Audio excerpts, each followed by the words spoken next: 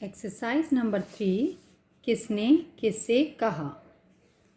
यहाँ कुछ वाक्य दिए गए हैं जिन्हें पढ़कर हमें बताना है कि ये इस पाठ में यह वाक्य किसके द्वारा कहे गए हैं।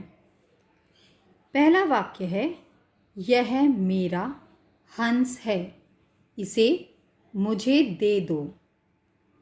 यह बात किसने कही थी इस पाठ में? देवदत्त ने कही थी।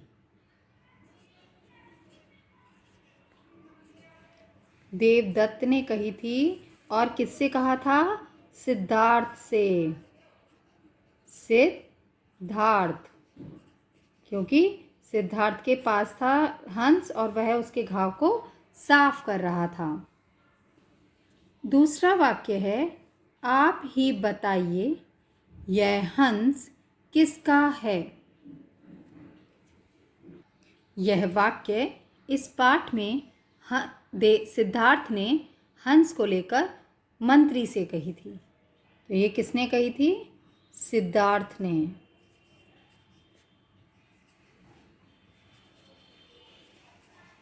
सिद्धार्थ ने किसके लिए किससे कहा था? मंत्री जी से। किससे कहा था? मंत्री जी से। अगला वाक्य है, दोनों राजकुमारों के बीच हंस को रख दीजिए। दोनों राजकुमारों के बीच हंस को रखने की बात किसने कही थी? राजा ने। और किससे कहा था? मंत्री से।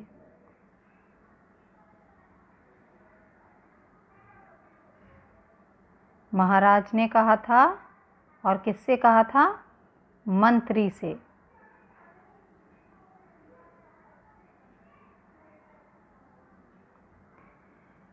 अगला वाक्य है, नीर शीर विवेकी हंस ने स्वयं ही निर्णय कर दिया। नीर शीर विवेकी हंस, वो घायल हंस जो कि बड़ा ही समझदार था, उसने स्वयं ही निर्णय कर दिया। यह बात किसने कही थी? यह वाक्य इस पाठ में किसने कहा था? मंत्री जी ने कहा था। और किससे कहा था? महाराज से, क्योंकि महाराज ने मंत्री को ही बोला था कि हंस को इन दोनों के बीच रख दें।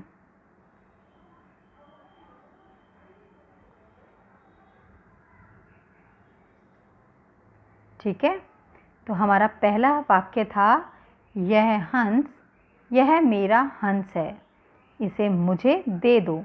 यह वाक्य देवदत्त ने सिद्धार्थ से कहा था।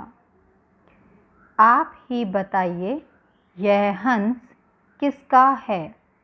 यह वाक्य सिद्धार्थ ने मंत्री जी से कहा था। दोनों राजकुमारों के बीच हंस को रख दीजिए। यह वाक्य महाराज ने मंत्री जी से कहा। नीर शीर विवेकी हंस ने स्वयं ही निर्णय कर दिया। यह वाक्य मंत्री जी ने महाराज से कहा था। भाषा ज्ञान। समान तुक वाले शब्दों का मिलान कीजिए। समान तुक यानी जिसका जो शब्द यहाँ लिखे हुए हैं उसी से मिलता जुलता शब्द यहाँ लिखा होगा, उससे हम इन्हें मिलाना है। ठंडी, मंडी। मंत्री, संतरी। दरबार, किरदार। हंस, कंस। ये समान तुक वाले शब्द वे शब्द होते हैं जो बोलने में एक जैसे लगते हैं, जैसे ठंडी, मंडी, मंत्री, संतरी, दरबार, किरदार, हंस, कंस। मतलब एक दूसरे से इनकी लय मिलती जुलती होती है। एक्सरसाइज नंबर 2, उचित स्थान पर अनुस्वार यानी चंद्रबिंदी का प्रयोग कीजिए और दोबारा लिखिए। यहाँ ये शब्द दिए गए हैं, इन सभी पर हमें ये वाला चिन्ह लगाना है। पहला शब्द है 17।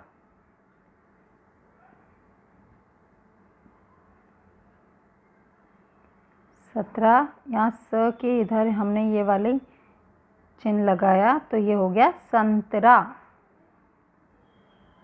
ठडी, ठंडी। पथ, पंथ। मतरी, मंत्री। हंस, हंस। यहाँ लिखा था 17। जब हमने इसे दोबारा लिखा और इस पर यह अनुनासिक का चिन्ह अनुस्वार का चिन्ह लगाया तो यह शब्द क्या हो गया? संतरा। इसी प्रकार ठड़ी लिखा था, अनुस्वार का चिन्ह लगाया तो इसे हम बोलेंगे अब ठंडी। पथ, पंथ। मंत्री, मंत्री। हंस, हंस। इस वीडियो में हमने अभी जितना भी कार्य किया उसे एक बार हम फिर से पढ़ेंगे। एक्सरसाइज नंबर 3, किसने किससे कहा? यह मेरा हंस है, इसे मुझे दे दो। यह वाक्य इस पाठ में देवदत्त ने सिद्धार्थ से कहा। आप ही बताइए यह हंस किसका है? यह वाक्य सिद्धार्थ ने मंत्री जी से कहा। दोनों राजकुमारों के बीच हंस को रख दीजिए। यह वाक्य महाराज ने मंत्री जी से कहा। नीर शीर विवेकी, हंस ने स्वयं ही निर्णय कर दिया। यह वाक्य मंत्री जी ने महाराज से कहा। भाषा ज्ञान, समान तुक वाले शब्दों का मिलान कीजिए। यहाँ इस तरफ दिए गए इन शब्दों को हमें इनसे मिलते जुलते शब्दों से मिलाना था, जैसे ठंडी, मंडी। मंत्री, संतरी। दरबार, किरदार। हंस, कंस।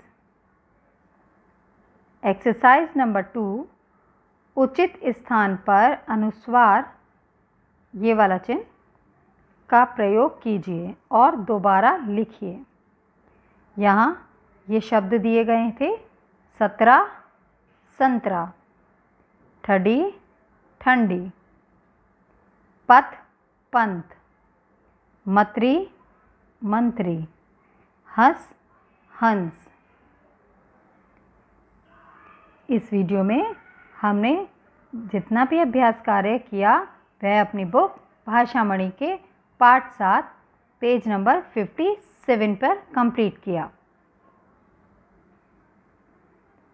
आप सबको यह अभ्यास कार्य अपनी बुक में ही कंप्लीट करना है। बहुत ध्यानपूर्वक इस कार्य को आप अपनी बुक में कंप्लीट करेंगे।